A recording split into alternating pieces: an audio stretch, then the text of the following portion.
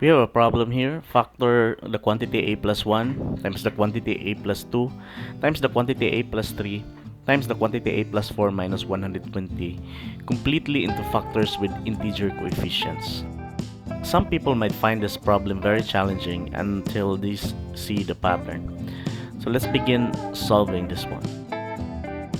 If you have observed a plus 1, we have a plus 4, we have a plus 2, and a plus 3. If you add 1 and 4, that would be 5, and 2 and 3, that would be 5. So we can probably use this pattern for the next steps. Okay, what I'm going to do is multiply this two quantities and also these two quantities first. So multiplying a plus 1 times a plus 4, you have a times a squared, a times 4, that's 4a. 1 times a, that's a. 1 times 4, that's 4. Okay, so copy a squared and then combine 4a and a, that's 5a, and copy number 4.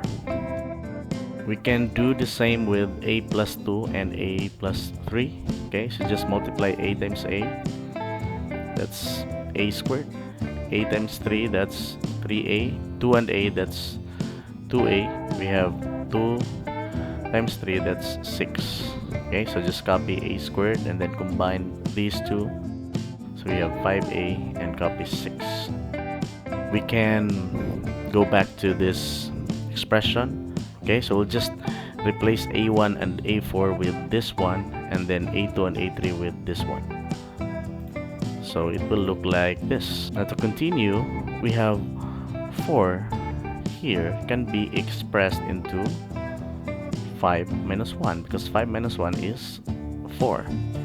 And 6 can be expressed into 5 plus 1, because 5 plus 1 is 6.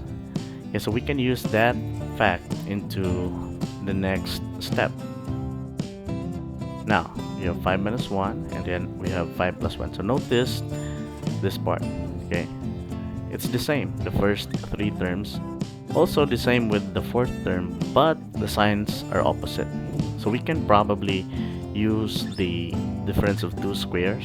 So you have x squared minus y squared is equal to x plus y times x minus y. Or you can have it like this, x plus y times x minus y is equal to x squared minus y squared. That's the symmetric property of equality. So we will use this one equation. Okay, so here is our x, this is our x part, and here this is our y part. So we have here x squared and minus y squared. So x here is a squared plus 5a plus 5 squared minus 1 squared. Okay, because 1 is the y part. If you simplify 1 squared, that is just like 1. So my negative 1 minus 120, that's equal to 121.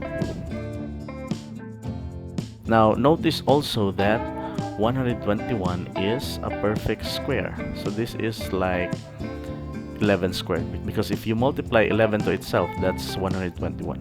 So we can also use that part, that fact, and then have it like this.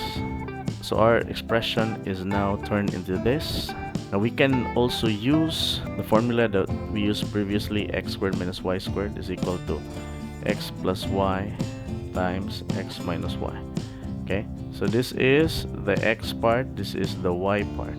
Turn it to here. So we have copy this, x squared plus 5a plus 5, and yes, a squared plus 5a plus 5, and then 11 and 11. But of course, you notice here the signs are opposite, so we have plus and minus. We can combine 5 and 11 here, so that this will make it 16. 5 minus 11, that will make it negative 6.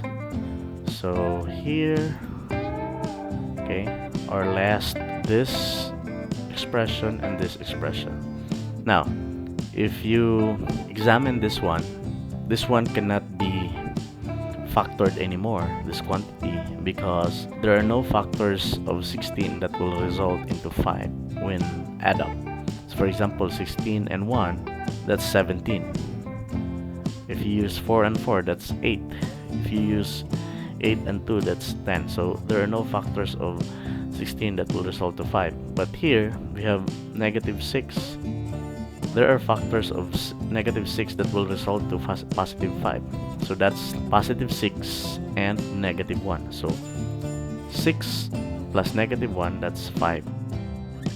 So we can have the answer, copy this one, a squared plus 5a plus 16, and then a plus 6, because this one is 6 and negative 1, so just copy 6 and negative 1. And then finally, this is our answer. So this one is our answer. This cannot be factored anymore.